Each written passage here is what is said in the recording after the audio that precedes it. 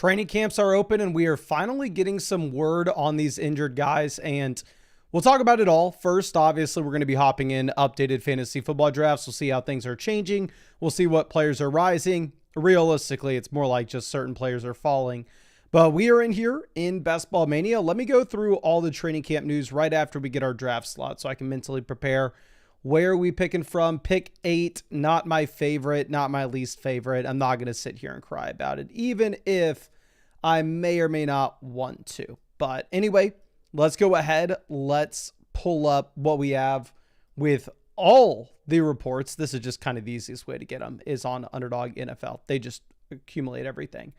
But Noah Fant going to visit with the Bengals. Obviously, Noah Fant getting cut from Seattle does make Elijah Arroyo round 2 rookie for the Seahawks. Very interesting, but Noah Fant going to the Cincinnati Bengals. I would not draft Noah Fant, but if he were to be a Bengal, I guess that means Mike Gesicki is no longer viable.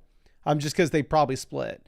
Marvin Harrison Jr. says he plans to play at 220 pounds this season. He was listed at 209 pounds last year. So you can see Harrison has the Mason Dodd build at this point. Very bullish. Realistically, I don't think it matters. Don't care about the Browns quarterbacks. They're going to be garbage kind of regardless. Don't care about CeeDee Lamb highlights. Don't care about Juju highlights. None of that stuff matters. Ricky Pearsall's hamstring injury. If this was probably a few years ago, we would have practiced him today. We just wanted to make sure his conditioning was right. So we're just doing that for 3 days. If he can continue to hit all the GPS tracking metrics and his condition is good, I'd be surprised if he wasn't out there on Sunday. So good for Ricky Pearsall. Let's see. Don't care about the George Pickens stuff. We don't need to hear like a coach saying this player's good or, oh, look at this highlight from camp. No, what we really need to get updates with will be player signing, will be injuries. That's going to be the most important thing. We have a report saying Keenan Allen has drawn interest from multiple teams in recent weeks. So Keenan Allen and your regular like ESPN, Yahoo, sleeper draft, realistically not going to matter, but in underdog drafts where you have to go 18 rounds deep, we have to take all these wide receivers. Keenan Allen in the final few rounds, if he does end up signing, could be a great deal. And oh my lordy, Saquon Barkley makes it down to pick 6. We're going to take McCaffrey at pick 8. I actually just came up with a 2025 ADP consensus cheat sheet for y'all for Sleeper, ESPN, Yahoo, etc., etc. And it is interesting to see McCaffrey getting drafted later in your regular redraft leagues than he is in underdog tournaments, which honestly, I'm not going to fault anybody for making that decision whatsoever. If we go back and look at the McCaffrey upside case, he could be the number 1 overall player in fantasy. He could help you turn $25 into $2 million. But at the same time, he also could be just an absolute zero, right? So looking at McCaffrey in like an underdog Best Ball Mania draft, where again, it's a $25 buy-in, $2 million first place prize.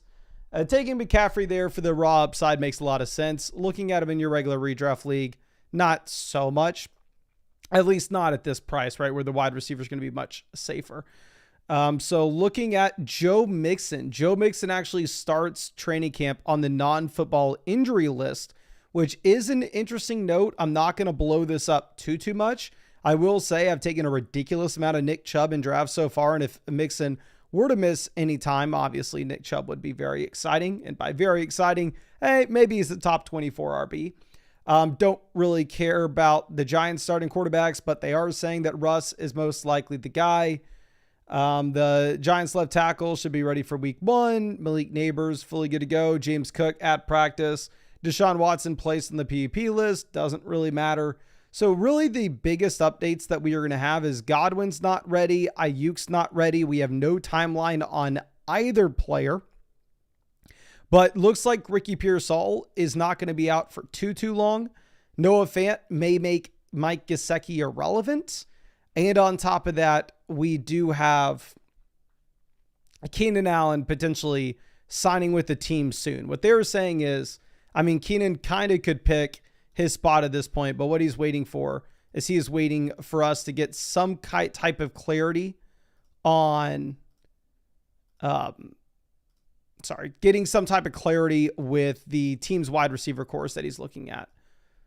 But let's move this over. And realistically, if San Francisco has all these injuries and Keenan Allen wants to go to a contender, Wouldn't it be the worst thing in the world for Keenan to go to like San Francisco, put some pressure on Juwan Jennings if you're the Niners, at the same time have some type of security with the injuries of both Brandon Ayuk and Ricky Pearsall? But after we go Drake London, you have Ladd McConkey. Brock Bowers making it all the way down to pick 22 in this draft, which is very interesting. And one thing that I know a lot of people tagged me in on Twitter is Quentin Johnston did have some drop passes, which is a little brutal. But Chase Brown off the board at pick 27. One other thing that happened yesterday is Zach Moss was put on the... Zach Moss is next. Still not good. Zach Moss looks like he's not going to be a factor this year. So maybe Taj Brooks, round 18 pick. You can go ahead and take a shot on him. And also Chase Brown looks a little safer in round 3. Breece Hall goes off the board at pick 31. I'm going to take Josh Allen. Y'all know I've been mixing in a lot more of these elite quarterback builds now that the QB3s have gotten more expensive across drafts. And I do think that Allen has the ceiling to just absolutely crush everybody in terms of total points in weeks 15 through 17.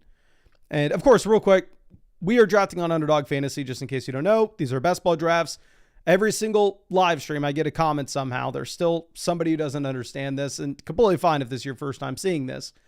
But I'm not actually submitting these starting lineups throughout the season. I'm not doing anything with these teams. Best ball, there's no time commitment at all. My best starting lineup's going to get submitted for me at the end of every single week. It's how I'm able to draft hundreds of teams and still focus in on the main redraft league I care most about. And of course, if you wanted to get into a draft with us, we're doing these every single night in the live stream. Underdog's actually going to be dropping Flock Fantasy draft tournaments at the very beginning of... we are going to get super spicy. We're going to go with the Mari and Hampton and send up a prayer that we can find wide receiver help later on. But Underdog's actually going to be dropping Flock Fantasy tournaments starting August 1st. I would love for you to get in those with us. And if you're not already on Underdog, I always leave the link to join in the description, comment section, live chats, pretty much everywhere. It's the link that says draft with us here. And if you use promo code FLOCK, you will get a 50% deposit bonus up to $1,000. Plus on top of that, you will get all my 2025 fantasy football rankings and draft guide cheat sheets. And Underdog is available in almost every state. You can see the map right here if you want to see where Underdog is versus isn't, but it's probably in your state. It's in all the big ones. It's in like 45 of them. William says, fair enough to punt receiver when you could get Hampton there. Yes, because one thing that we do not have from training camp is we do not have them telling us, oh yeah, Najee Harris is going to be good. Don't worry. Don't worry about it. Najee Harris is going to be just fine. We have no freaking idea. So, like I've said in the past, if Najee were out for the season, which I don't think that's going to happen. I don't think that's the most likely case. Small probability. But if he were, I would be ranking Amari and Hampton at the 2-3 turn. Like, I think Hampton has the ceiling to absolutely crush. Sigamo says, what's the entry cost for the Flock tournaments? They are a $10 buy-in.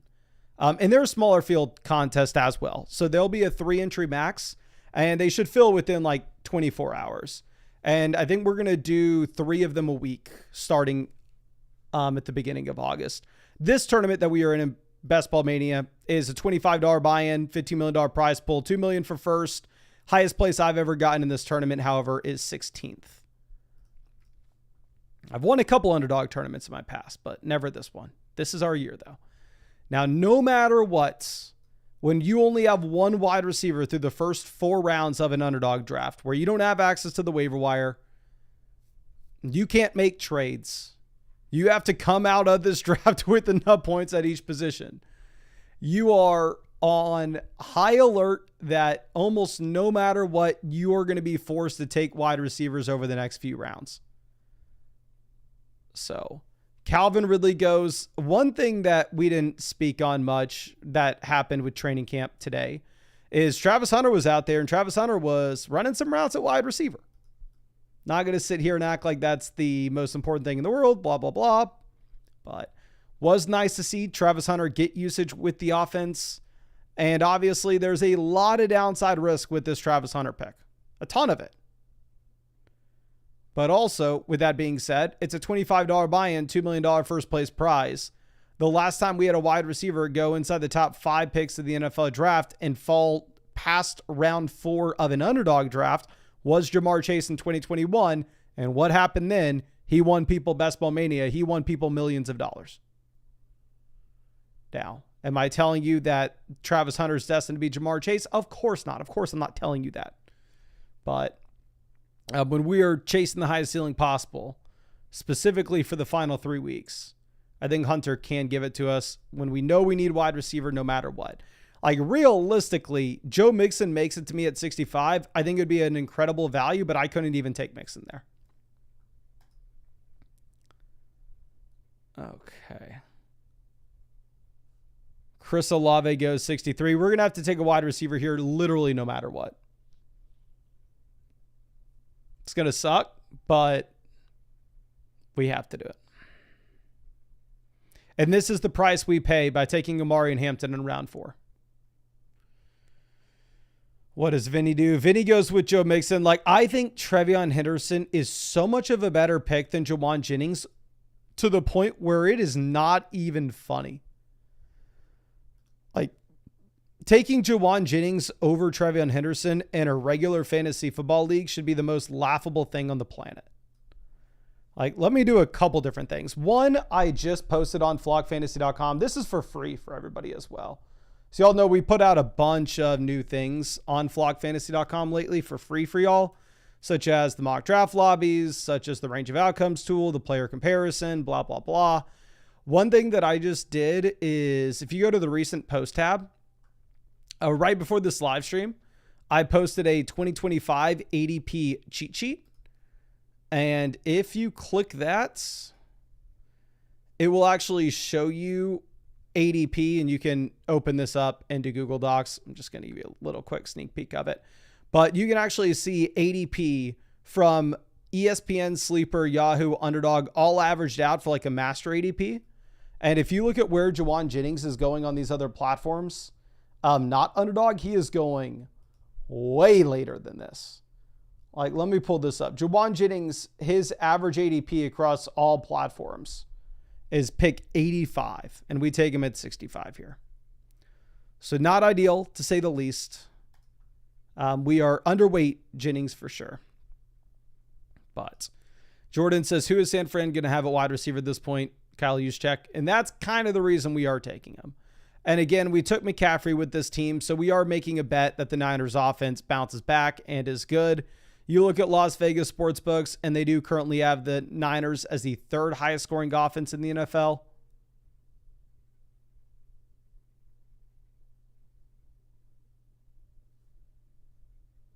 So Isaiah Pacheco at 75. We're going to take a wide receiver here kind of regardless. Like Drake London, Travis Hunter, Jawan Jennings is by far and away the worst wide receiver core in this draft. Outside of maybe this team with Garrett Wilson, Jacoby Myers, and Deebo Samuel. So we have the 2nd worst wide receiver core in this draft. But Jerry Jeudy goes 77. Smooth this down. Okay, so just full transparency, we're going to take whoever falls between Pearsall and Matthew Golden. We are going to get Ricky Pearsall, Egbuka flying up draft boards given the injury report that you have with Godwin. So getting Ricky Pearsall, pairing him up with McCaffrey and Jawan Jennings, super ideal for us. We can take Purdy in the coming rounds and just go all in on this Niners offense. The team that won Best Ball Mania last year drafted Joe Burrow, Chase Brown, Jamar Chase, T. Higgins, Jermaine Burton, and Mike Gesicki. They had like the entire Cincinnati Bengals onslaught. Now, what will be interesting to note is our Josh Allen potential stacks. Khalil Shakir was off the board by the time we made this pick. So really our only options for Josh Allen are going to end up being Dalton Kincaid and Keon Coleman. I guess you can mix in Joshua Palmer as well. I'm not taking Elijah Moore though. Joe says, if you get Purdy, are you only snagging 2 quarterbacks? Yes. So when we take Josh Allen there in round 3, obviously in your regular fantasy draft, you don't take another quarterback. through the rest of it. But here, best ball, no waiver wire. We're going to take a second one, but we'll only take 2. If my first quarterback was Purdy, there I'm probably going to take 3, but not here. So Brandon Ayuk versus Aaron Jones. Given the injury report with Ayuk, I think we're going to take Aaron Jones. It's not like we need any additional Niners exposure. I mean, we already have Jennings, Ricky Pearsall, and McCaffrey. And going back to looking at our overall team, it does seem like we are set up in a way to have a lot of upside in weeks 15 through 17, but we don't have too many old crusty veterans to hold down the fort. Like Judkins and Travis Hunter are picks in round 4 and 5. Definitely a ton of upside in the final 3 weeks, but I do like an Aaron Jones boring selection to kind of balance it out and hopefully give us some of that production at the beginning of the season. Okay. Dylan says, bro gives the most basic takes. My guy, here's the beautiful thing about it. I am in the streets every single day, and you are more than welcome to join a draft with us. And I would love to see your hot takes in these drafts, and I would love to see the results it leads to. Please. I will give you a fair warning when we are joining our next draft, and I hope to see you in there, Dylan. Neurologic says Neighbors toe surgery. I don't know if y'all are joking. I mean, I did not see anything serious at all with Neighbors. I know Neighbors was practicing. They said he was good to go with the toe. Let me pull this up.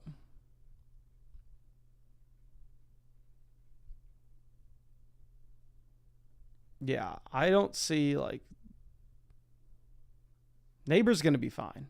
Unless there's something I'm missing. Okay. Kevin says, how many tight ends do you take in best ball? You're going to take 2 to 3 tight ends in your underdog drafts. There would be never a scenario in which I would take one. Some people have made an argument in the past, like back when Kelsey was at his prime, that you'd maybe be interested in going through and taking like Travis Kelsey round 1 and then not taking a second. I never bought that. Some people make an argument that you can take 4 tight ends if you wait to the last 4 rounds, which if you're really, really wanting to do it, sure, you do you, but I'm not going to. We're going to take Keon Coleman here at pick 104 to pair up with Josh Allen. So we do end up getting sniped on Brock Purdy, but that's the team that didn't have any Niners, so it is interesting to see them go Purdy there, but I'm not going to cry about it whatsoever, right? We have Josh Allen. We have plenty of outs of this team still winning Best Ball Mania with no Purdy. Like, we do not need Brock Purdy in the least. Let's move this down. 7Ed, since you're doing a mock draft on Flock Fantasy after. Yeah, we can do a mock draft on flockfantasy.com at the very end of this. I think that it's probably best for us to do the 2 underdog drafts and then the mock draft on flockfantasy.com just because I want to like keep a basketball brain on, and then we can switch that over to redraft at the end of this. So Cam Scadaboo goes, y'all are going to hate me for taking Judkins. I know it, but your boy may do it. We'll see. Y'all know I'm in slow drafts on Underdog, which are the drafts that have the 8-hour timer, and I do those off the live stream. But full transparency, you're allowed to make fun of me. I completely understand it. But I've been taking a lot of Judkins in round 10 and round 11. Okay, Quinshon Judkins goes at pick 111, so I may be saved from myself. Charbonnet off. We're going to take Shaheed. Shaheed's the perfect example of a wide receiver that would make no difference whatsoever in your regular redraft league. Like, I would never take this dude in the Flock League. Maybe the Flock League where it's an expert draft, harder to find values off the waiver wire, and you can start up to 4 wide receivers weekly in a full PPR format. Maybe there, take them at the very end. But realistically, trying to figure out where you would actually start Shaheed, it would be impossible. So exclusively a pick that I'm making in best ball drafts, and that's about it. Okay. Ross Cred says, Giants wide receiver Malik Neighbors' toe injury has lingered since his college days at LSU. He has learned how to manage it. So my stance with Neighbors remains the same that it has for quite some time. I'm going to prefer Nico Collins and Amon-Ra St. Brown. I know people got mad at me when I said this last time, but I do think Malik Neighbors is more talented than those wide receivers. I just definitely prefer the quarterback play in the overall offensive environment of Detroit and Houston. Where if we go back and look at that historical math that we have seen with garbage offenses versus top offenses and how the wide receivers produce in those, like, give me Puka,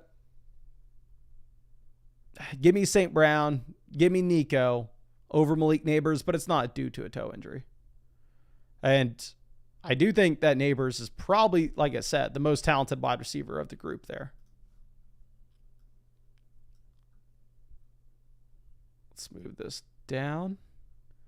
J.J. McCarthy off the board at 123.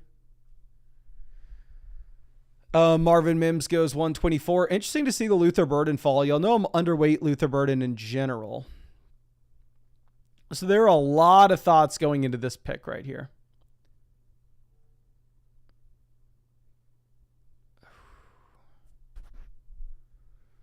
A lot of thoughts going into this pick. We can take Luther Burden. We still need some upside at wide receiver, blah, blah, blah.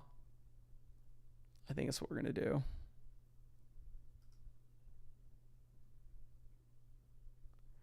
We're going to go Luther Burden to pick 128 as our wide receiver 7. I haven't drafted him much this offseason. He used to go way earlier than this. Apparently got injured, falling on a football, which sounds like something I would do. G-Play says, wasn't Neighbors one of the outliers that finished top 10? Yes, Malik Neighbors was one of 3 wide receivers over the past 21 years that finished in a bottom 5 offense, yet was still a top 10 wide receiver in fantasy. It was one of like 3 players out of 105 in the sample. But we have never seen any of them finish top 6. So that's why I wasn't drafting Malik Neighbors in round 2 last year, which clearly was the wrong call. So this is the reason I was like hesitant on taking Luther Burden there is the Trevor Lawrence stack with Travis Hunter would have been very interesting.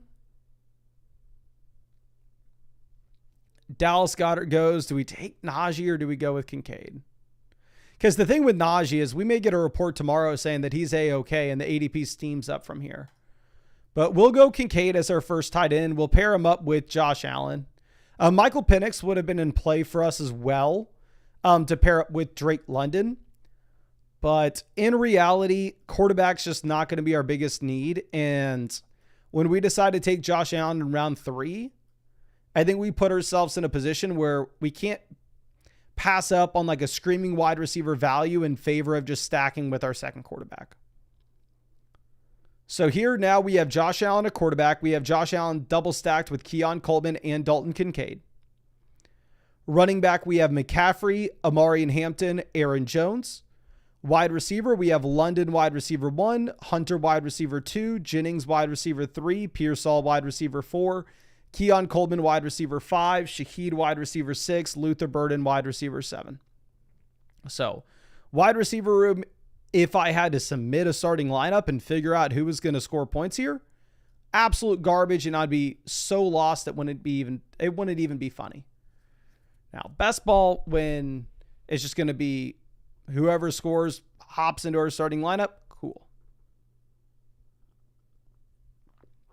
Okay. Let's move this down. So Najee makes it all the way down to pick 143 in this draft. So Najee, alongside like Judkins at the moment, probably the biggest RB fallers. Leggett goes 147. So Matthew Stafford goes, is that a team that has Adams or Puka? It's a team that had neither, which is interesting to see them take Stafford there because Stafford's a quarterback with no rushing upside.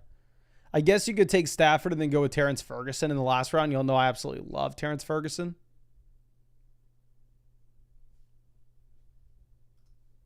This team already has 3 tight ends with Andrews and Njoku and Loveland.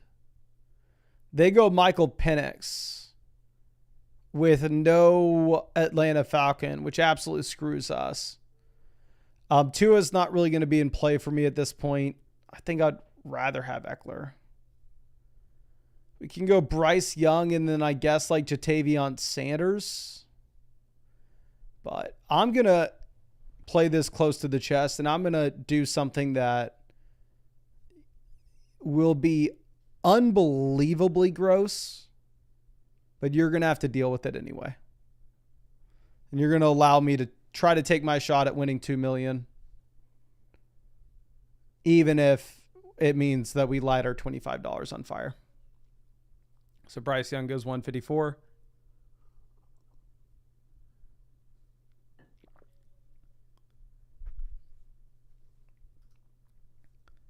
Joshua Palmer, 155. I mean, wide receiver is not the biggest priority for us when we have Luther Burden, wide receiver 7. Romeo Doubs off. We could always just go with an unstacked Tua for the advancement and then hope that Josh Allen goes nuclear in the final 3 weeks and we don't need a second quarterback, really. We could take Cam Ward and then just look at a couple gross stacking options late. Mario Douglas goes. This is getting ugly. Ugly. I think we may take Cam Ward.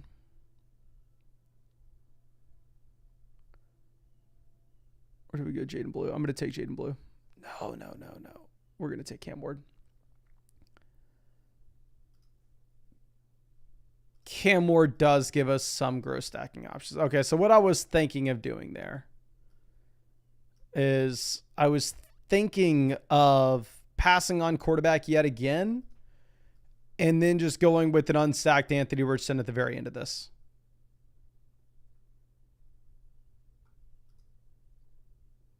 But I don't know. I do not know. And yeah, of course, we're going to be doing more drafts after this. So if you have not done so already, please make sure you go down there, hit that like button, helps us out a ton. And also, if you have not done so already, if you hit the bell next to the subscribe button, YouTube will tell you when we go live, which we're going to go live every single day until the season starts. And realistically, y'all know me, I'm probably going to be going live every single day until January.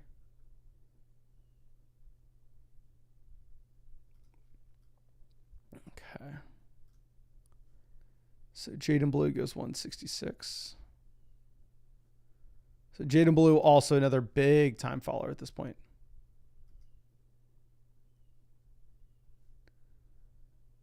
Roshan off. I think we're going to end up taking an 8th wide receiver, right? We definitely need 2 more tight ends.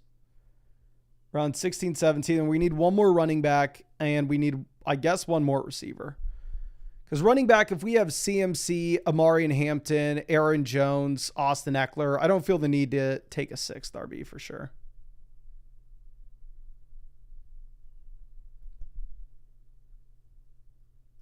Okay, let's move this down. Taking Jack Besh clearly would have been the move if Geno Smith ends up falling to pick 176. You just obviously can never bank on a fall that far. So here we're going to be going with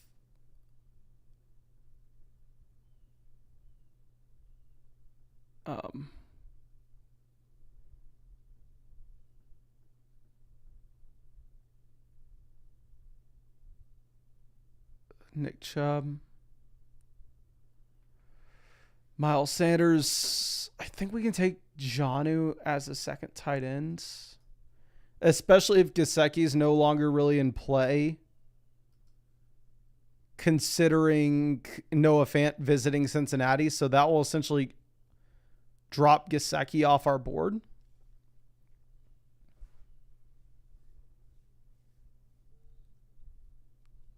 And Jonnu as a 2nd tight end in a best ball draft, I think is great. LC says, take Elijah Arroyo as your 3rd tight end. I definitely think Elijah Arroyo is a great round 18 pick at this point, especially because he won't be drafted in the majority of these Best Ball Mania drafts, right? But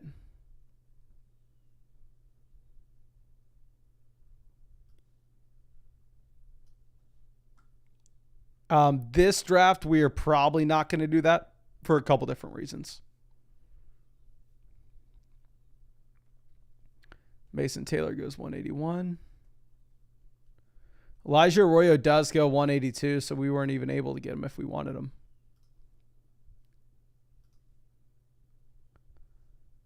So we are going to get Chig. That's the reason we weren't going to take Elijah Arroyo, is we wanted that stack with Cam Ward if we could get it. And then we can still go with the Tennessee Titan wide receiver in round 18, whether that's going to be Tyler Lockett or Alec Eomanor. Doesn't really matter. We'd be fine with either one. This is like the perfect example of if this was my team in the Flock League, I'd be terrified because I'd be sitting here going, who the hell am I starting a wide receiver outside of Drake London? Like, how can I trust any one of these guys from a week-to-week perspective? But for best ball, I actually really like this team. We have Josh Allen double stacked with Kincaid and Keon Coleman. We have Cam Ward stacked with Chig, and they'll probably take either Tyler Lockett or Alec Eomanor in the last round. Running back, we have McCaffrey, Amari Hampton, Aaron Jones, Austin Eckler. Wide receiver, we have Drake London, Travis Hunter, Jawan Jennings, Ricky Pearsall, Keon Coleman, Rashad Bateman, Luther Burden. And then tight end, we have Dalton Kincaid, Jonnu Smith, and Chig. Scribble says, what are the odds Lockett has even one spike week? I'd put them at least at 0.1%. Let me pull this up with Lockett. So here's the gross thing about Lockett. And obviously you can pull this stuff up on flockfantasy.com whenever you want. But anyway, if you look at this, his target share fell down to 13% in 2024. His yards per route run fell down to 1.1. You could make an argument that Tyler Lockett this past season was one of the worst wide receivers in the entire league. If you want to make that argument, I'm not going to fault you for it. Now, with that being said, we also have Cam Ward. And finding spike weeks at wide receiver, I don't think is our team's issue. Like, maybe I'm crazy, but I think Luther Burden could have some crazy spike weeks. I think Travis Hunter could have some crazy spike weeks. I think Jawan Jennings, Ricky Pearsall, we've seen it with these guys. I think Keon Coleman could have some crazy spike. Every single player that we have taken on this team so far at wide receiver has been like, hey, the floor any given week is 3 fantasy points. But any given week, the ceiling of that player is 45 points. So when we're taking Tyler Lockett, I'm kind of just hoping that we get some consistency out of him.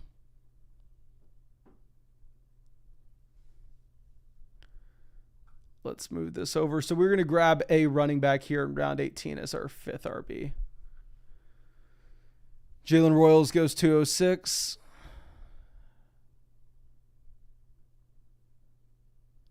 So round 18 right now.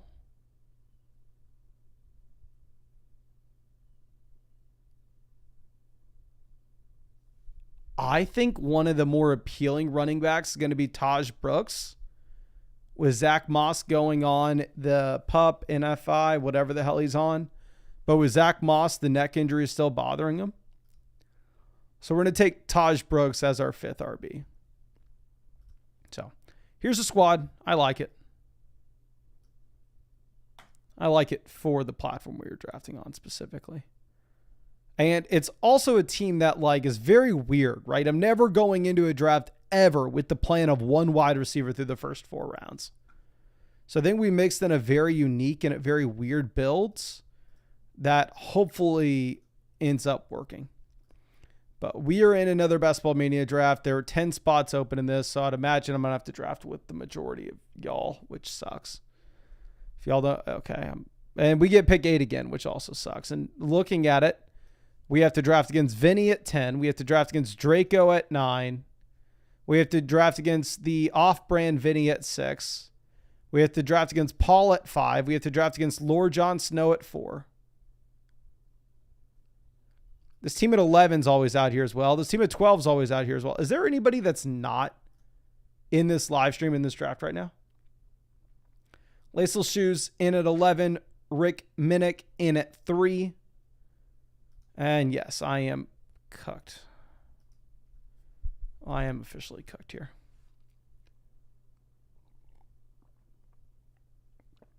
Okay.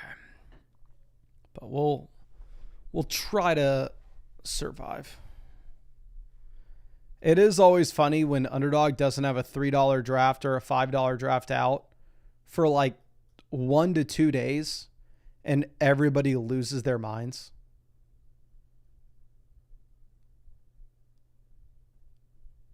Like Underdog will go 3 days without a $3 draft.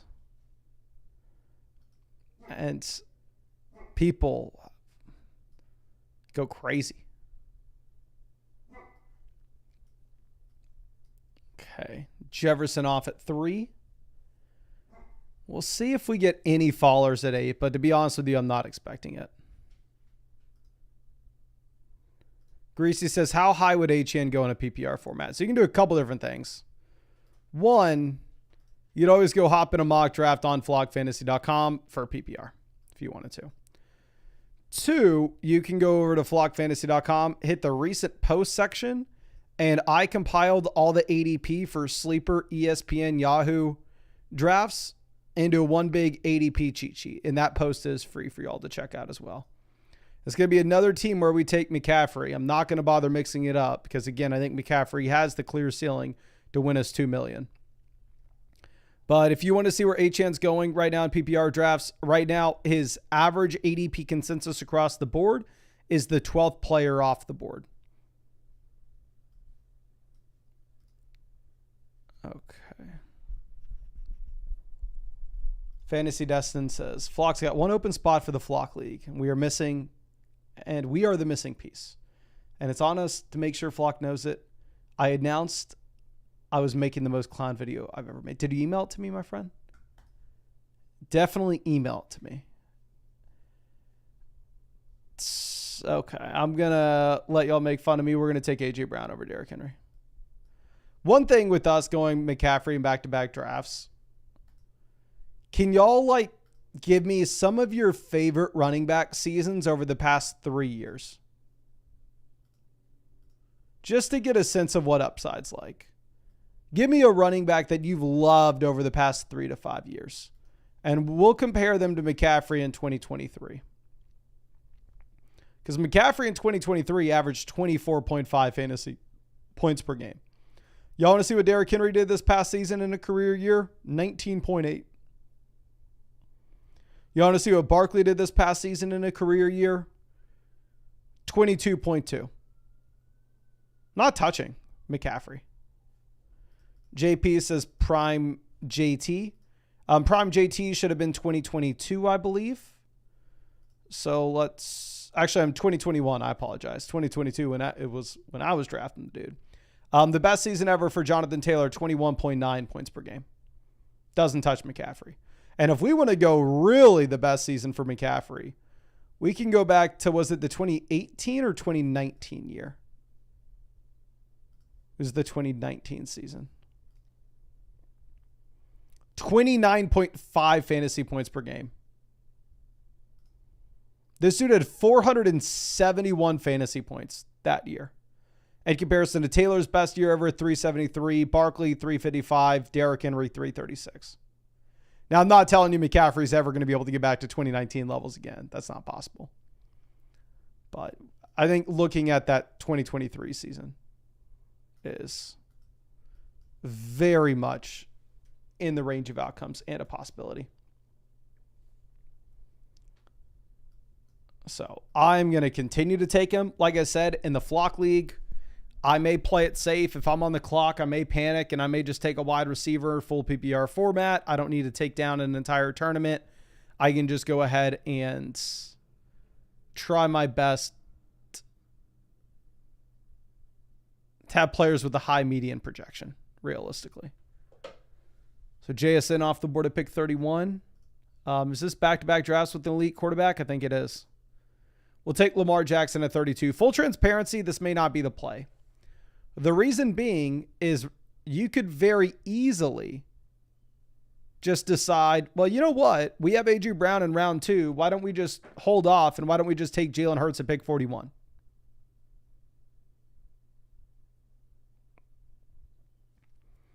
Two Shots is what's the highest points per game of all time? I think it was LT. Let me pull this up though.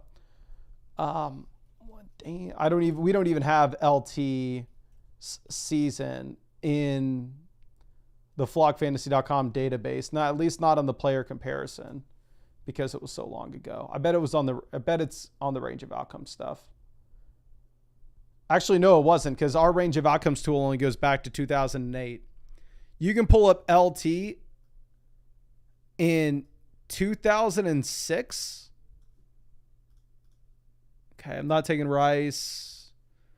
We'll be boring with the receiver. I'm going to reach dramatic. I like Devonta Smith here. Y'all know I do. And we're not going to reach dramatically. Never mind. I really like Devonta Smith, but the issue is we have A.J. Brown.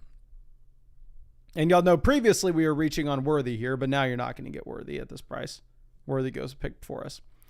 But anyway, 2006 LT, 1,800 rushing yards, 2,300 total yards from scrimmage, 31 total touchdowns, and only 16 games played. So the dude was averaging about 150 total yards per game and about 2 touchdowns per game. So 2006 LT, definitely the best running back season that I can ever remember. Poker says, imagine having Brady and Moss in 2007. How does Randy Moss compare to this? I remember after the 2007 season, I'm just a kid, right? But I remember in my regular, I was only in one fantasy football league, and we were all so casual that we were just immediately, it's like first pick off the board, Tom Brady. Second pick off the board, Drew Brees. Pretty sure Philip Rivers was around one pick. But yeah, in that 2007 season, Randy Moss averaged almost a touchdown and a half per game, 23 touchdowns.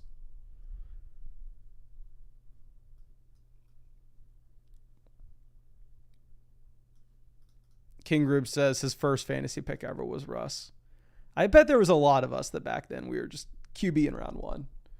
I remember so frustrating back then is there were 2 or 3 years straight that I got Calvin Johnson thinking it was an absolute cheat code. Pulling this up, it must have been 2009 and 2010. The 2 years before he goes nuclear and he sets NFL record, almost 2,000 receiving yards, right? 122 receiving yards per game. 2009, 2010, he's just injured every single week. Don't know if he's going to play. And he's just running out there as a decoy.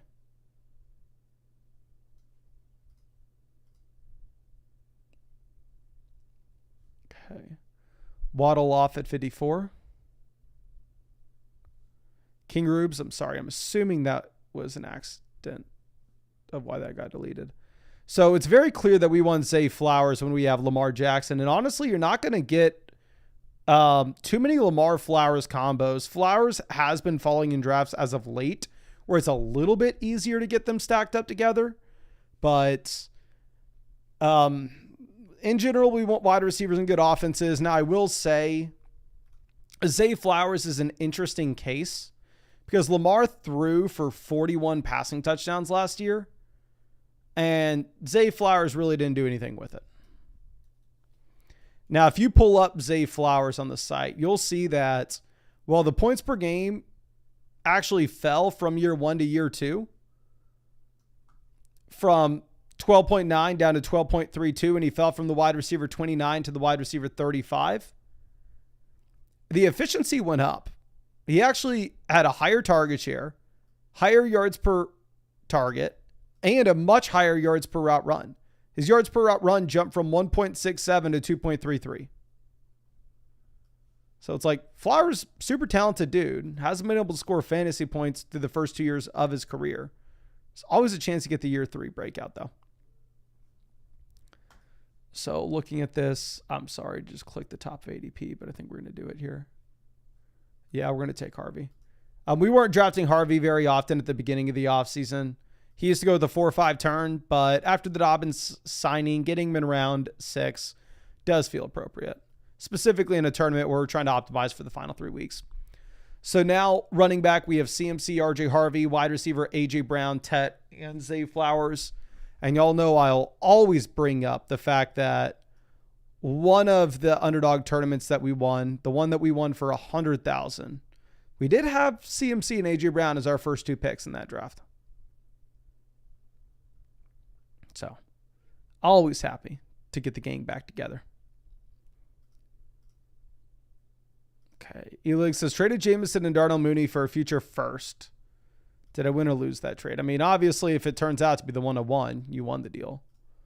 But Superflex, a fair trade. If it's a 1 quarterback format, it's kind of up to you.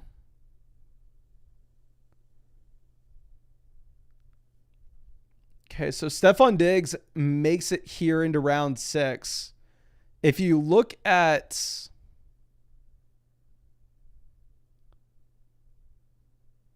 the reports coming out of New England, Diggs is good to go day 1 of training camp. Like, it's not going to be a surprise whatsoever to see Diggs and Chris Godwin have their ADPs flipped. John says he likes the team besides the Tet pick. Yeah, like, I don't love the Tet pick either. Round 4, y'all know typically I'm just going to go out there and I'm going to reach on Xavier Worthy. I'm going to reach on Devonta Smith. But Worthy goes before us now. Like, Rice getting suspended, it's kind of messed up our round 4 Xavier Worthy strategy. And then when we go AJ Brown here and we have no Jalen Hurts, I don't like the idea of reaching on Devonta Smith. Like, we'll take Smith in other spots. And like Tet versus DJ Moore, George Pickens, DK, Jameson. It's kind of whatever. I mean, we could have gone ahead and we could have taken James Cook. But then we put ourselves in an awkward spot where we are forced to pass on RJ Harvey, where we end up taking him. What does PT Labs do? He goes Godwin, so we don't even have to sweat it. We'll take Khalil Shakir. In general, y'all know I'm not a big Shakir guy, or at least I wasn't last year. But like, let's pull this up. Shakir got so much better from year 1. Not year 1, but from 2023 to 2024. Like, literally across the board. And everybody was so excited to draft the dude last season with no Stephon Diggs that his price this year really hasn't risen. He was being drafted as a wide receiver 4 last year and still getting drafted as a wide receiver 4 now. This is despite you looking at Khalil Shakir in 2023. The dude only played 53% of the snaps, only had 2.65 targets per game. Even the efficiency wasn't great, 1.77 yards per route run. And he comes out and proves himself with no Stephon Diggs. That jumps up to 2.32 yards per route run. His target share jumps up to 23%. Now he scores no touchdowns. He's 61st in the NFL in receiving touchdowns per game. Not ideal. But also, you had an outlier type year. We're going to take Aaron Jones. You had an outlier type season with the rushing touchdowns for Buffalo, and we would assume that that skews a little bit closer to where it's been over the past 5 seasons with Josh Allen under center. And we see more receiving touchdowns in this offense this season. So I like Khalil Shakir as a wide receiver 4 a lot more this year than I did last year. LC says, every Josh Allen team I'm targeting Shakir. Yeah, so that's the one hesitation I have with taking Shakir here, to be honest with you, is I'm going to take a lot of Josh Allen round 3. And then when I take Josh Allen around 3, obviously I'm going to be trying to get Shakir every time I can.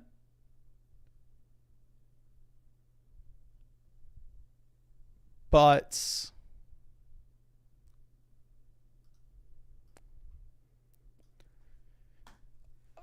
I don't know. Shakir versus Matthew Golden. I think Shakir is just a difference maker day 1. We have Tet McMillan. Tet's probably not going to be much at the beginning of the season. Which is funny. You go back to Marvin Harrison's year last year. Marvin Harrison gives you the goose egg, pretty close to a goose egg. Week 1, everybody benches him. Week 2, he's the wide receiver 1 in fantasy points. Sorry, I'm pulling up how much Shakir I have because it feels like I've been drafting him a ton lately.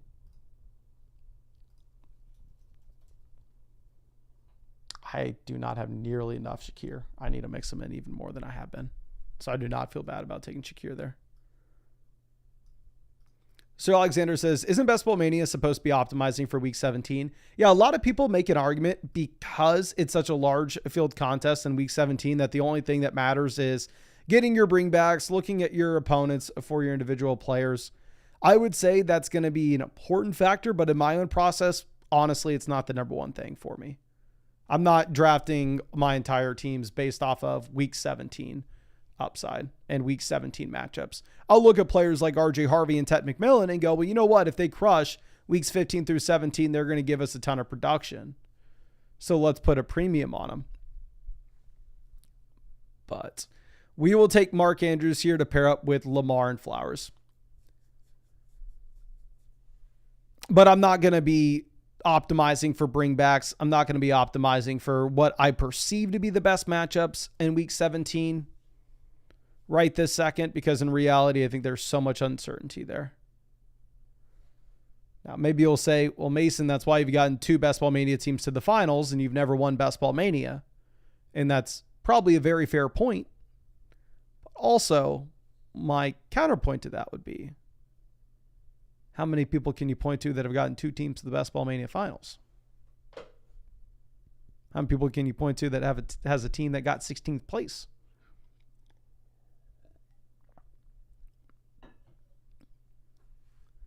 So Justin Fields goes 107. Purdy we could have gone with for CMC. Caleb we could go with, and we could get Loveland on the way back. Dak Prescott, we don't really have any stacking options late. Caleb goes 111 anyway to Vinny. Bateman's not going to be a high priority pick for us, considering the fact that we already have Flowers and Andrews with Lamar. And in general, I don't like the Bateman value. I think we may take Luther Burden. I'm just giving me a second to think about it. Yeah, we'll take Luther Burden. Wide receiver 57 is a much more reasonable price than where it used to go. And again, I'm still very much underweight Luther Burden just because we are fading him early this offseason at a much higher cost. But I feel like this is a reasonable spot to balance out our exposures. So we'll grab him. Nolan's gotten 4 teams to the BBM finals. That's incredible, my guy. How many people have gotten 4 teams to the BBM finals? You got to be one of the only few to have done that. LC. Okay. And also let me point out, if you're including Best Ball Mania 1, where it had a $1 million prize pool, right? It's like a much, much smaller contest. Throw that out the window. But still, obviously I'm joking. That's incredible regardless. And yes, I did see the Luther Burden pick next to Justin Jefferson. I would like to say bullish for the purpose of this team where we draft Luther Burden. But can I take y'all on a trip down memory lane to learn the important lesson of players standing next to other guys and it not mattering at all? And it being something that will mess you up greatly. Y'all ready?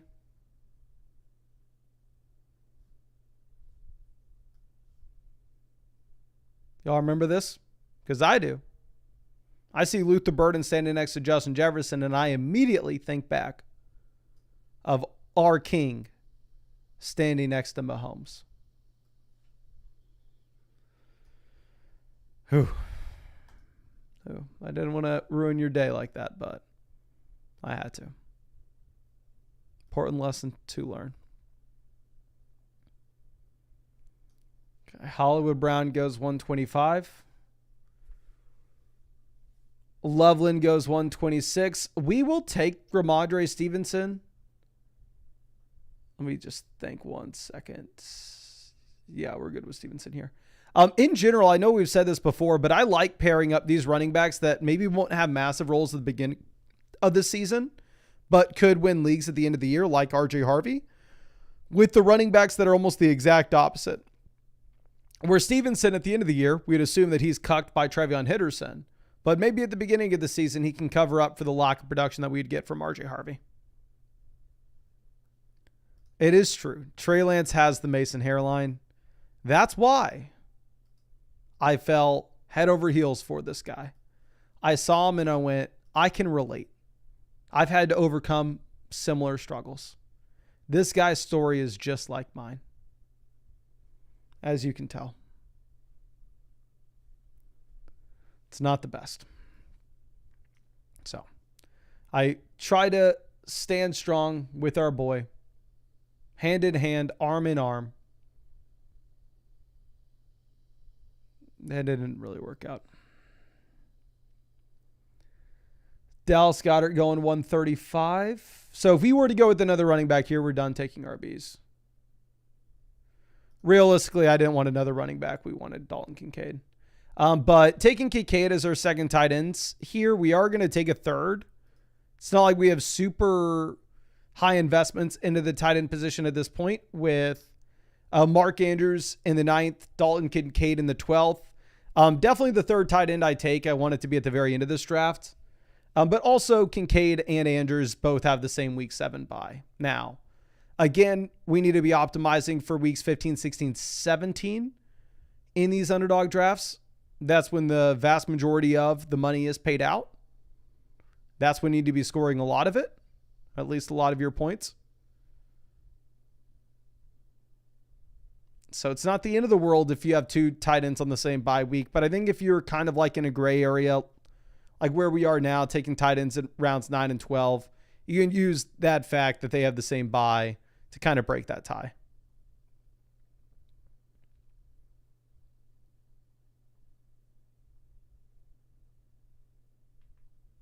Okay. Cedric Tillman goes 142. The big Q 143.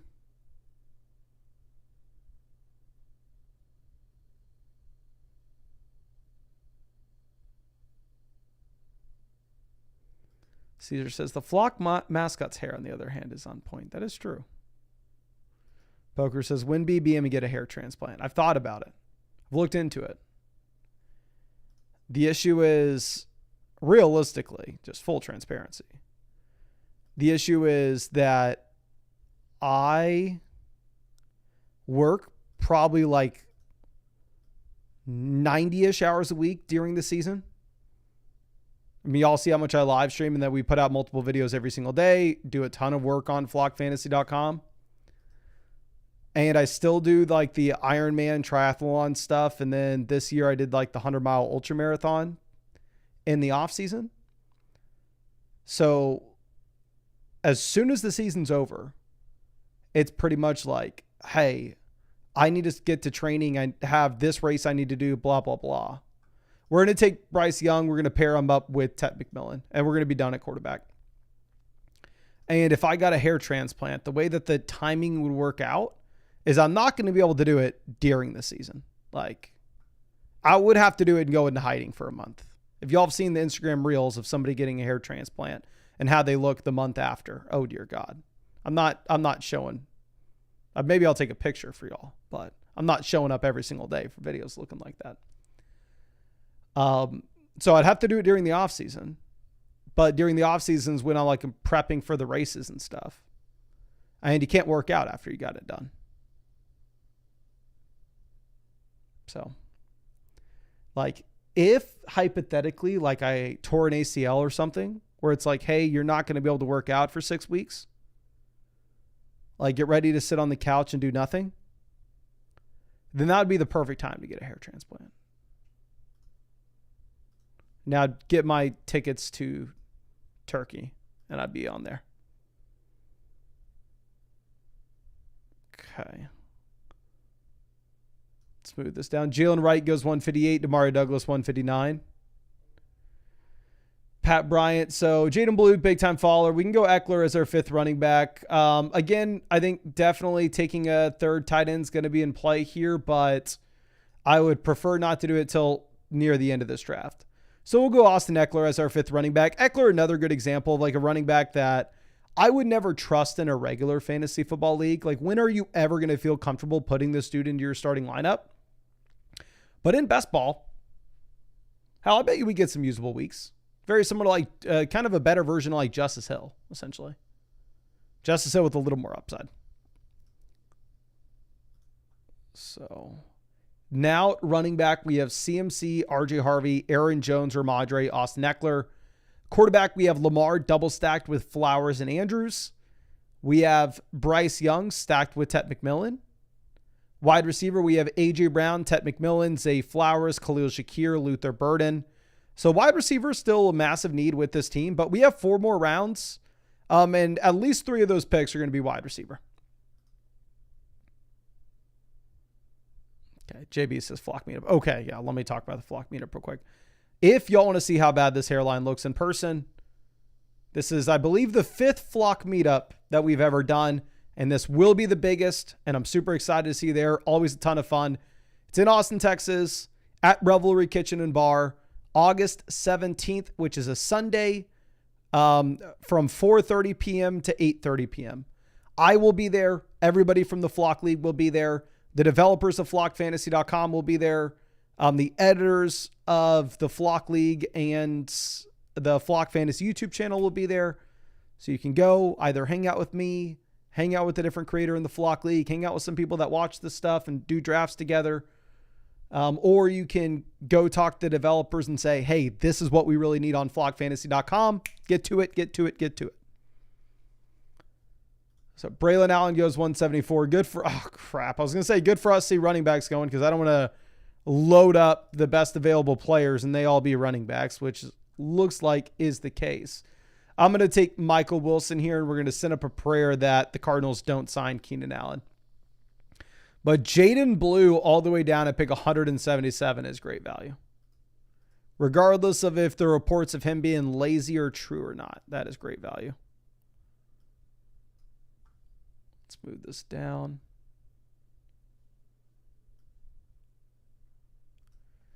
Alec Pierce goes 178. Mason Taylor goes 179.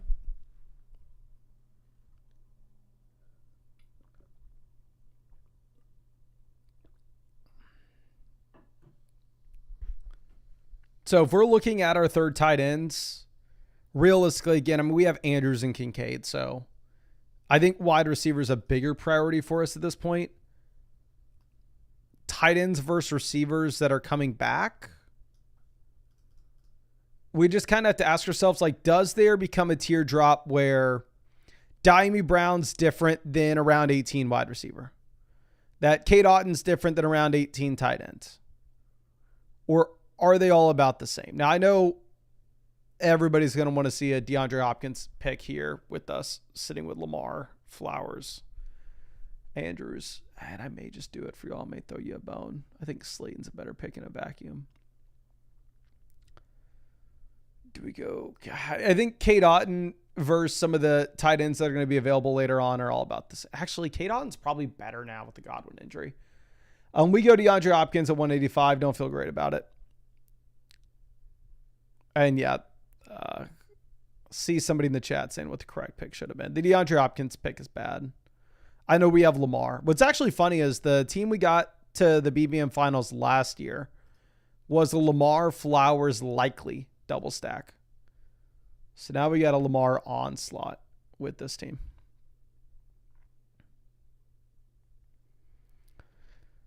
Miles Sanders goes 187. Will Shipley off 188.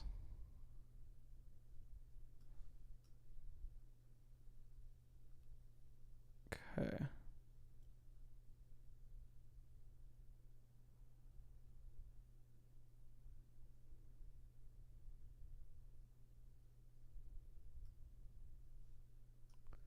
Jerome Ford, get all these running backs off the board. Dear God. Lacel Shoe says, Mason, how am I looking at 11?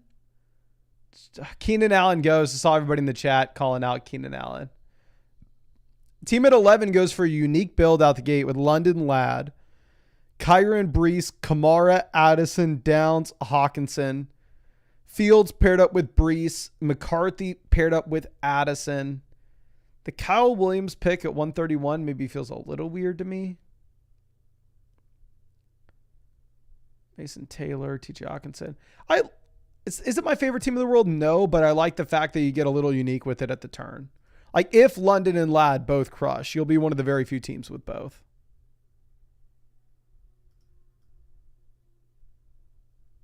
Okay. We're wide receiver, tight ends.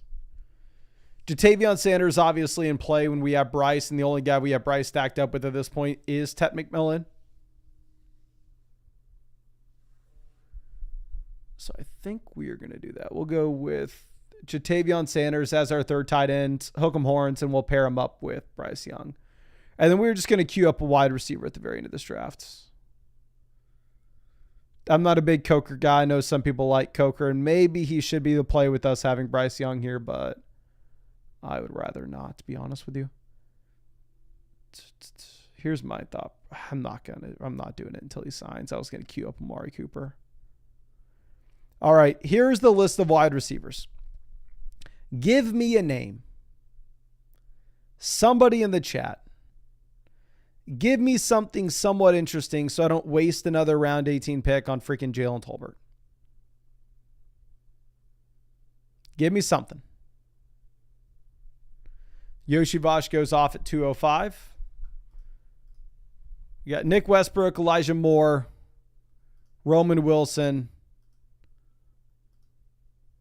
Not Wicks, MVS, Adonai Mitchell, Jalen Naylor, Yoshi Vosh, Whittington.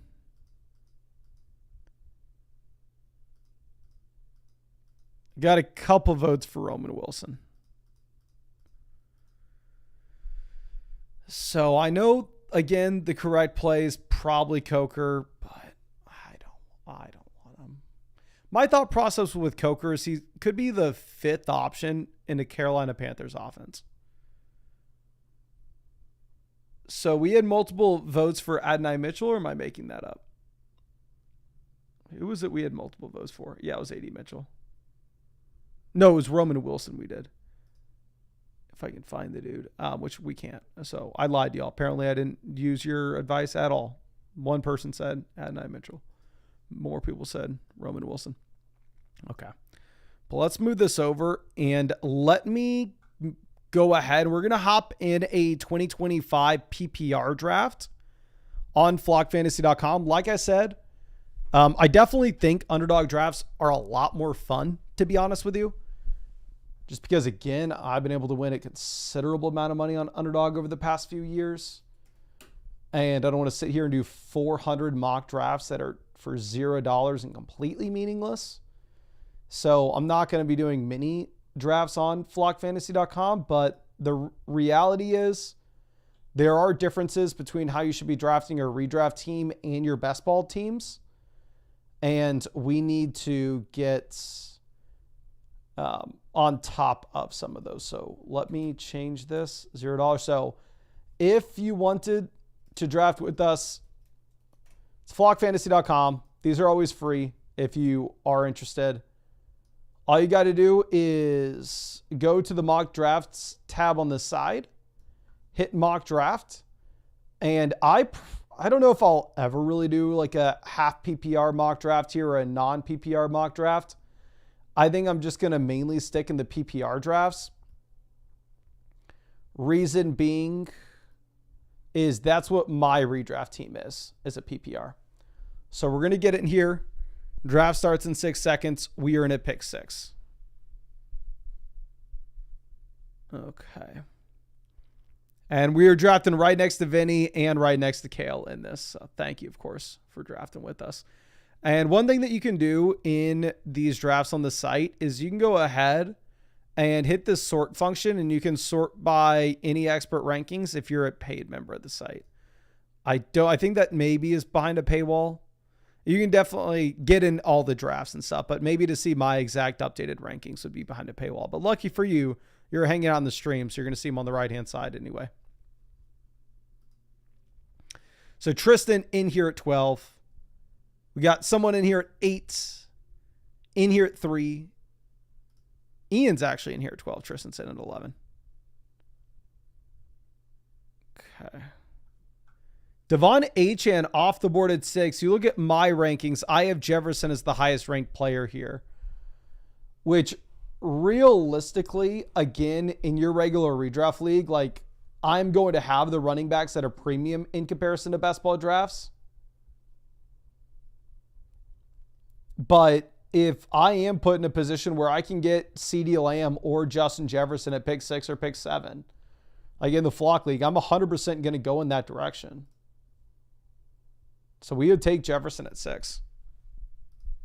And Loris, we got to get that practice against you. So I reached out to the creators and I asked them, I'll just let you know word for word what I said. To pick the 12th member of the league, here are the options. 1, we all get together this Friday, Saturday, Sunday, Monday to watch the top 10 submissions and stream it to the league channel, or we stream it to my channel, or we record it for either channel but not live stream it, or I send y'all the top 10 and you rank them 1 to 10 and winner whoever has the highest score, or y'all just let me pick them. And we are trying to figure out right now what the process of that's going to look like. So I have Ladd McConkey ranked as the highest player here.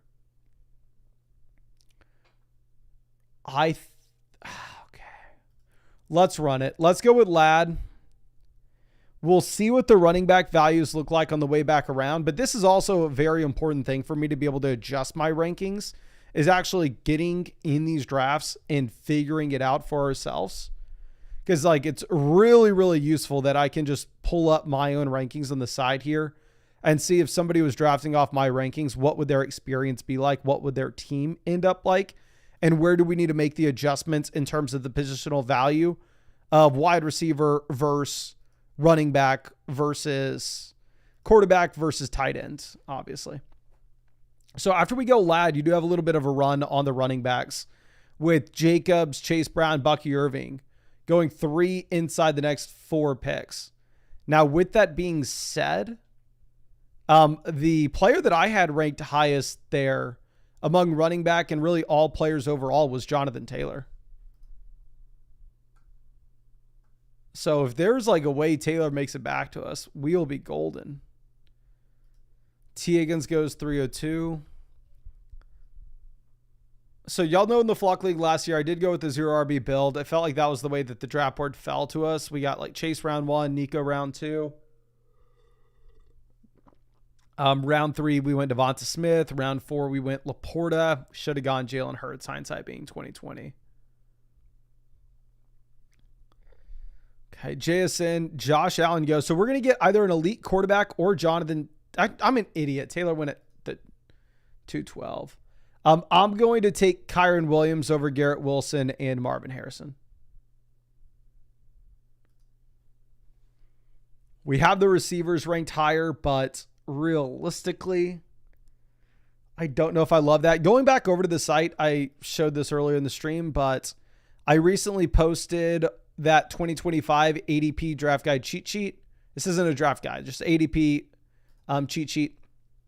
And looking at ESPN, Sleeper, Yahoo versus Underdog ADP. And what's very interesting, and it's just coming up with this like consensus little chart here, is like Garrett Wilson and Marvin Harrison go way later on the other platforms than they're used to in Underdog drafts. Like Marvin Harrison goes like the beginning of the 4th round to the middle of the 4th round in your regular like ESPN, Yahoo drafts. So Savage says, are the rankings on the Flock Fantasy site made for redraft? So there are multiple rankings on the site. If you go, there are the 2025 rankings, which yes, are for redraft, but then you could change it to Dynasty Superflex or Dynasty 1 quarterback. But keep in mind the expert average, not my rankings. My rankings are the Mason Dodd ones. The expert average is the expert average across everybody on the site.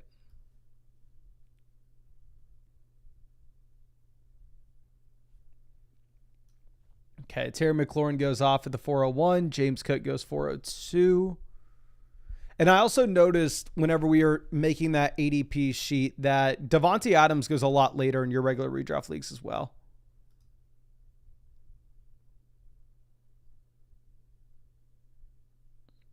Zayed says, Harrison, Rice, or Garrett Wilson. It's a problem I've had all summer long. I'm not taking Rashee Rice over those receivers at this point. Rice goes off the board here, 404. Jalen Hurts goes 405. So realistically, if we wanted an elite quarterback, Jaden Daniels is sitting at the very top of my rankings. The highest ranked running back I have is Kenneth Walker. The highest ranked wide receiver is Xavier Worthy. But I think we are going to take the elite quarterback with Daniels. I mean, he's the last inside this tier, the top 4. While yes, in general, I am trying to stack if we can. Obviously, it's not as big of a deal with the Russian quarterbacks, not as big of a deal in a regular redraft league as it would be in best ball. So Devonta Smith goes at the 410.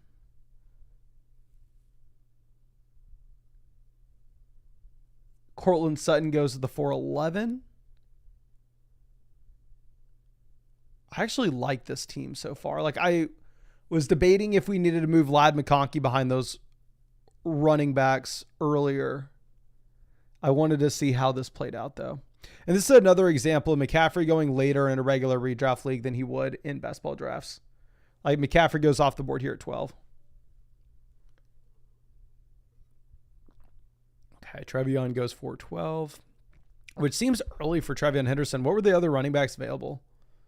Other running backs available, according to my rankings, the best options were Kenneth Walker, Chuba Hubbard, which, like, this is Lee Watley in here at 1, which I saw he was drafting against the FSC guys earlier in their stream today. But I feel like, and also, I don't think I like the Burrow pick in a non-best ball draft at the 501. I don't know if Burrow in a 4-point passing touchdown league can get close enough to these other quarterbacks to justify that. For me, I'm going to take Chuba Hubbard here. He is my highest ranked player.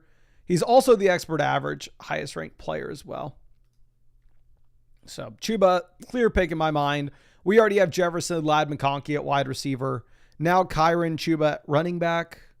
So overall, I like the squad. Like, I'd be very happy if this was my team through the first 5 rounds.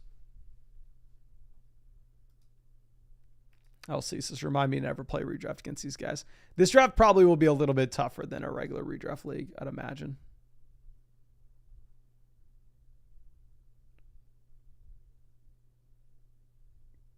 Okay.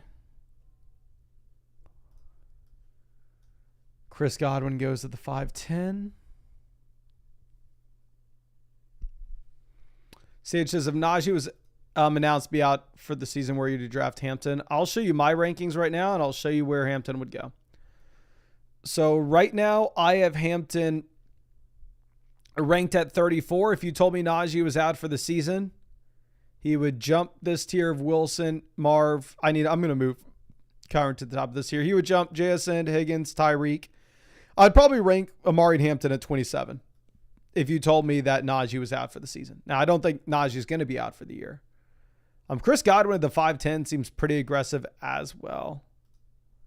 Like, I guess if it obviously is going to depend on your redraft league, like these guys that start the season on the PUP and you're not able to put them on the IR, like in your actual fantasy draft, if you don't have a dedicated IR slot for them, then what I would do is I would just almost cross guys like Chris Godwin off my board entirely. Players like Brandon Ayuk off my board entirely, because it's going to limit the waiver wire moves that you can make early in the year. Okay, let's sort by my rankings. The player I have ranked the highest here is Calvin Ridley, which I think we can just go ahead and take him. Looking at our previous 3 picks not being wide receiver, playing catch up at running back, and grabbing the elite quarterback. But going back to that Godwin pick, I mean, if you have an IR slot in your league and you can grab Godwin, throw him in the IR, or grab Ayuk, throw him in the IR, especially if you're like in a 2 wide receiver, 1 flex league where depth's not going to be that hard to come by, at least until the bye weeks, and then hope that Godwin and Ayuk are back by the time you have the buys. That's where they would probably be a little more exciting. Frank says, do your mock drafts progress to see who ends up winning? So at the end of the mock drafts, there's the league analyzer tool where you can see the grades based off each creator of how they rank your draft. But in terms of like during the season, no. It's not like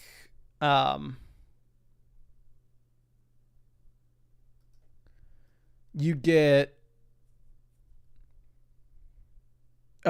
to check in on your mock draft in week 3 and see like, oh, I mean, you can go and look at it and you can look at your team, but we're not going to be like updating scores or anything. That does happen with Underdog, but there's money attached to Underdog. This is free, so we're not putting that much into it, to be honest. This is literally just for the purpose of practicing for your main redraft league. That's all it's for. So Mark Andrews goes to the 701. Pacheco 702.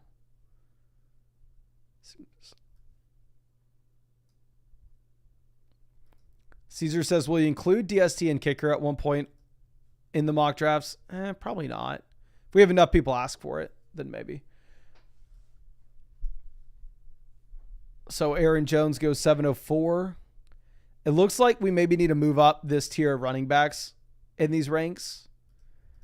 I'll go with Juwan Jennings at the 706, given all the injuries that we have in San Francisco at the moment. But one adjustment that I'm going to make with my rankings right this second is I am going to adjust the running back versus wide receiver values in this range.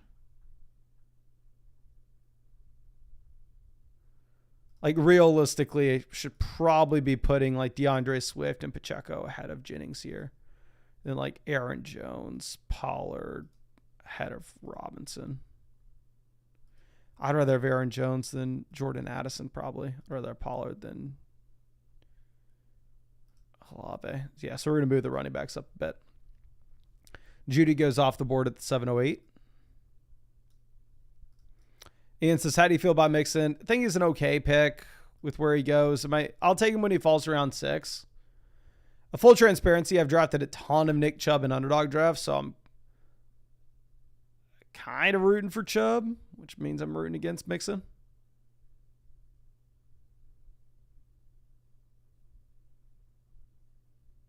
Okay.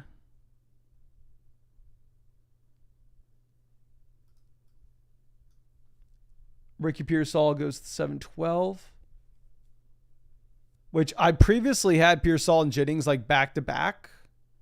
But that was before we did get the injury update with Ricky Pearsall, where obviously he's not at camp at the moment, or at least he's not practicing.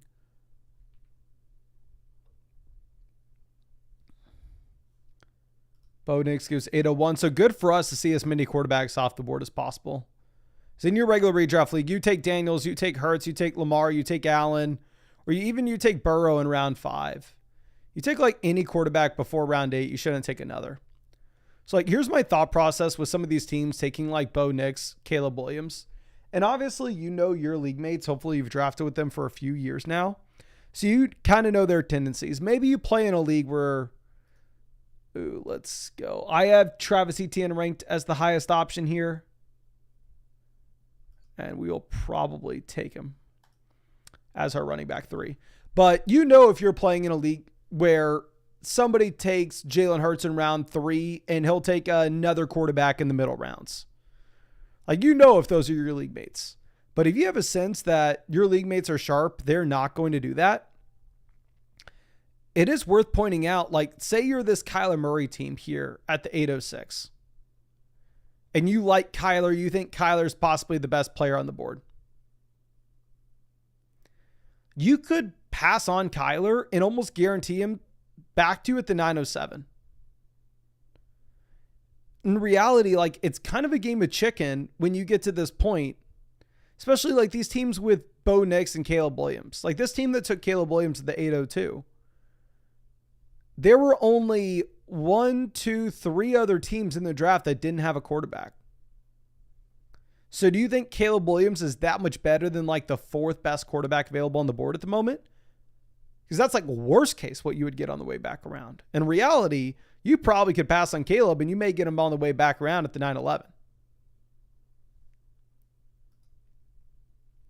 So I don't think that these quarterback picks in round 8 were good. Like, as I know the guys in the flock league, right? The guys in the flock league, maybe the devs, they don't know what they're doing. Maybe they'll make a mistake.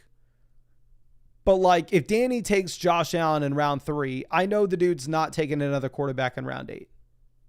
So you can kind of read the board that way and just position yourself where you don't have to take a quarterback till round 12 if you don't want to. Like this team taking Drake May here at the 903. Every team before your next pick already has a quarterback. What's the probability they take Drake May? Why don't you just take Michael Pittman? The guy I have ranked highest here is Brandon Ayuk, and we will go ahead and take him. Again, I think if you are playing in a league where you have an IR slot where you can just throw Ayuk there and he's not going to waste a roster spot for you, a great pickup. We take him as the wide receiver 50. Now, if your league doesn't have an IR slot and you have to take Brandon Ayuk, throw him on your bench, and you're not able to make waiver wire moves, or you're more limited on your waiver wire moves because of it, then obviously not as exciting. Okay. G Santos says, I like 2 quarterback play for the matchups. I'd agree with you. If you wait on your quarterback, like if Drake May's your QB1, I'd take 2 of them. But I would try not to take Drake May until like round 11, and I'd grab like Jordan Love in round 12. Like, I just don't think you have to take the mid quarterbacks this early. Like Caleb, Bo Nix, Drake May. Like, let's see how far Jordan Love and Justin Herbert fall in this draft, you know. Brock Purdy goes to the 9-12.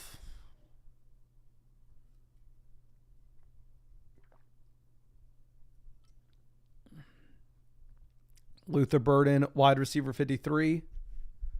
Like, realistically, Luther Burden also somebody that you're not going to start at the beginning of the year, just like Brandon Ayuk. There's a chance you can throw Ayuk in your IR slot where you can't Burden.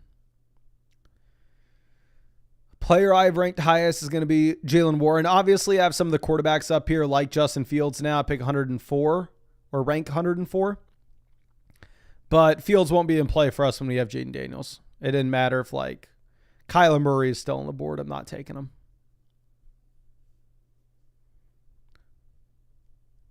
Jalen Warren goes 10.05. I would have taken him in a heartbeat.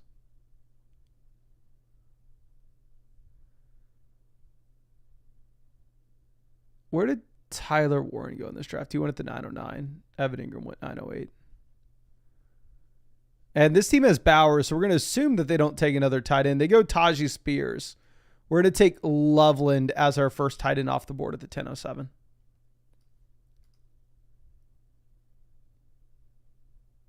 Okay. A-Rod says there are 5 more spots in a 12-team PPR mock on the site if you want it in. Let me see if that's filled already. Oh, yeah. There are 4 more spots if anybody wanted to do another mock on the site PPR right now. 3 spots in the half PPR.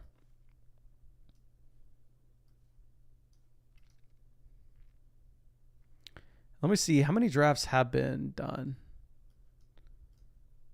This is draft 16,644 on the site. Okay, Dobbins goes at the 1103.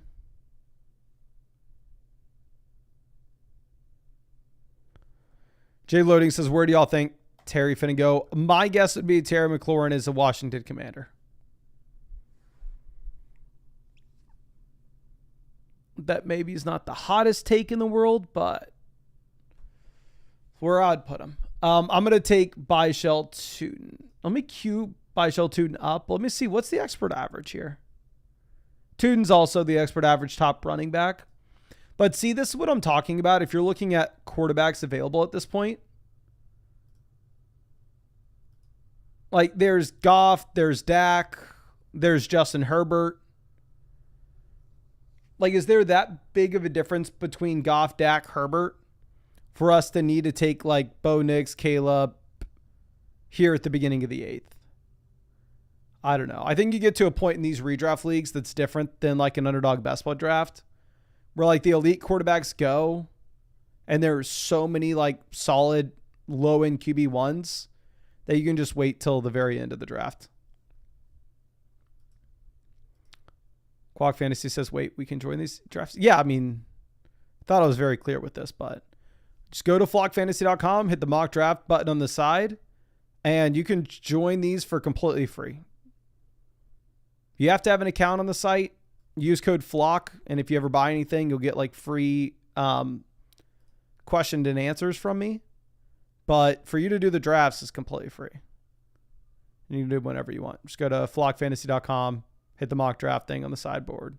And they're private. You can start a private draft. You can do a draft simulation against bots, or you can do the public drafts, which are right here. Vinny says, is any redraft league ever won or lost during the draft? I think it depends like how active your redraft league is. Because I've been in redraft leagues where there are trades that go down every single week. And there are redraft leagues that there's going to be one team that makes 3 deals all year and that's it.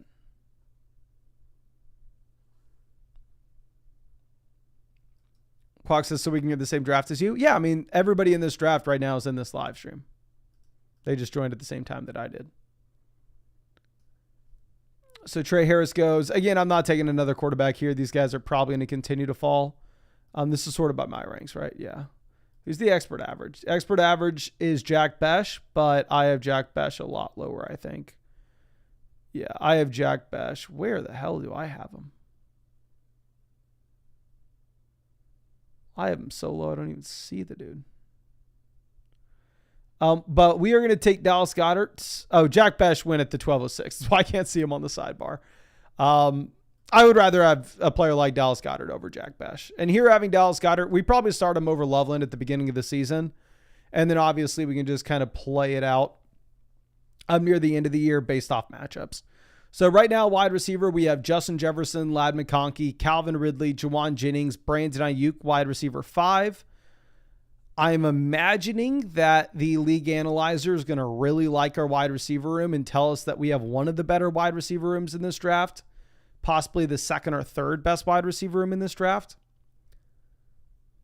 Going over to running back, we have Kyron, Chuba Hubbard, Travis Etienne, Baishal Tutin. So I'd imagine it tells us that we have one of the worst running back rooms in this draft. We have the elite quarterback with Daniels, though. We should be solid there. And we should probably be pretty weak at tight end. We'll see what the league analyzer says. Yes, I see that Janu still says Miami. Thank you for the heads up. Jaden Blue goes to the 12-10.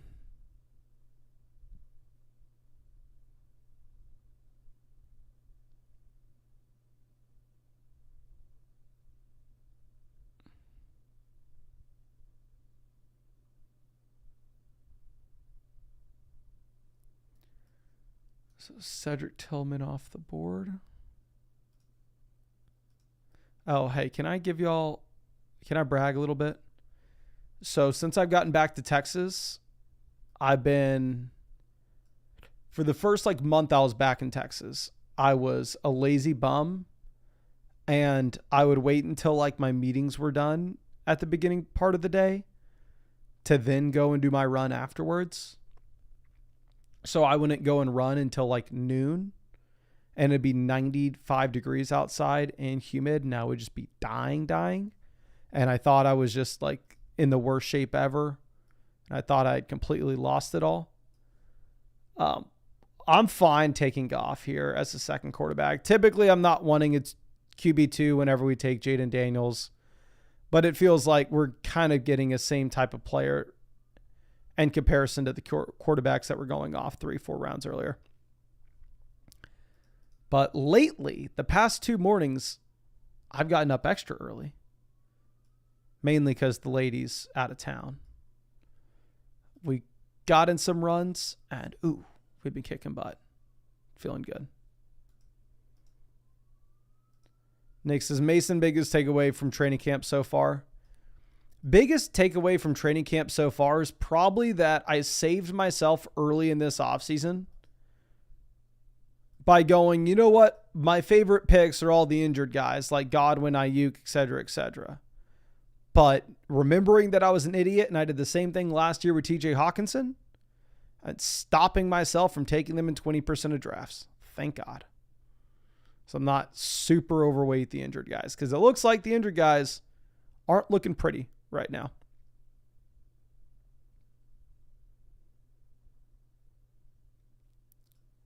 Okay. Somebody trolls with the Deshaun Watson pick, 1401. Always an issue you'll have in drafts that are free. You're in a $500 underdog draft. Nobody's going to troll by taking Deshaun Watson, right? If you're in a free draft like this, they will. So one thing that's funny is sorting by my rankings, I have Jerome Ford 156, right? So he was going to show up super high. But anybody who's not sorting by my ranks won't see Jerome Ford anywhere close. Because with the expert average, for whatever reason, the other quote-unquote experts don't want to give Jerome Ford his flowers.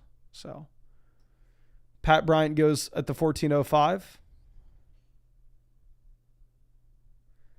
Tua goes. So I'm going to take Jerome Ford. What I love about Jerome Ford in a regular redraft league is if Judkins is a 0 at the beginning of the year, Dylan Sampson's a day 3 rookie, Jerome Ford's a starting running back day 1 that we just took in the last round of this draft. Like in a best ball draft, I don't love that because we don't have access to the waiver wire. But here we can take Jerome Ford and then we can just go ahead and drop him once Dylan Sampson breaks out or Quinshon Judkins comes back. So looking at our team here, I'm going to sort by my rankings. Okay, surprise, surprise. I drafted off my ranks. And according to my rankings, we have the best team in this league. We have the second best quarterback room with Jaden Daniels, Jared Goff. We have the 9th best running back room with Kyron, Chuba, Travis Etienne, Byshell Tootin, Jerome Ford. We have the 3rd best wide receiver room with Justin Jefferson, Ladd McConkey, Calvin Ridley, Jawan Jennings, Brandon Ayuk. And we have the 7th best tight end room with Loveland, Dallas Goedert. Now, on the flip side of that, if you look at the expert average, I'm down at the 5th spot. So, who has me so low? Why am I down at 5? Corey has me at 8. Danny has me at 8. Avery has me at 1 as well. Looks like he knows ball. Nathan has me at 6. Zach has me at 4. So it's the freaking FSE guys of all people holding your boy back. But Vinny says I'm the worst according to Mason's picks. Let's check out Vinny's team. Vinny down here at 12. Lamar at quarterback, 3rd best quarterback room in this league. Running back, Achane, Jacobs, Judkins, Trey Benson, Algier. The reason you're probably lower on mine in comparison to the others is I know the FSE guys will have Travis Hunter way higher than this. Like, I have Travis Hunter ranked at 62. Where does Danny have him ranked specifically? Because then you look at this. Danny has the dude ranked at 38, right? So massive, massive difference there. And then also, I've updated my ranking on Judkins. So I have Judkins a lot lower than everybody else at the moment. But I think that's all I got for y'all. Again, if y'all ever wanted to do like a free PPR mock draft or your ESPN, Yahoo League, etc., that's flockfantasy.com. When you set up an account, it's completely free. But if you use the code FLOCK, if you ever buy anything, you'll get 30% off. And on top of that, you'll get like free start sit questions and trade questions from me. And yeah, you can just go and do a public mock draft here, PPR, non-PPR, half PPR, whenever you want. And if you wanted to actually have probably a little more fun, to be honest with you, at least I have a lot more fun doing it. Underdog has like the real money best ball drafts available. This is where we're going to be drafting every single night on the live stream. We've done it for years and years and years and years. And yes, we'll get in some more $500 drafts sometime soon. But this is probably a lot more fun, to be honest. But I appreciate y'all, ladies and gentlemen. I will be live tomorrow night, but tomorrow it's going to be a super late live stream. Like, I may not go live until 10 p.m. Central, 11 p.m. Eastern. Got to drive to San Antonio, visit the grandparents. I've divorced grandparents too, so we got to go do lunch at grandma's, pretend that we weren't there, do dinner at grandpa's, and pretend that we had to head back to Austin early. It's a big ordeal, so it's going to take all day. So we'll be a late night tomorrow. Obviously, if you've hit the bell next to the subscribe button, YouTube will tell you when we're live. But I appreciate it, ladies and gentlemen, and I hope I get to see you.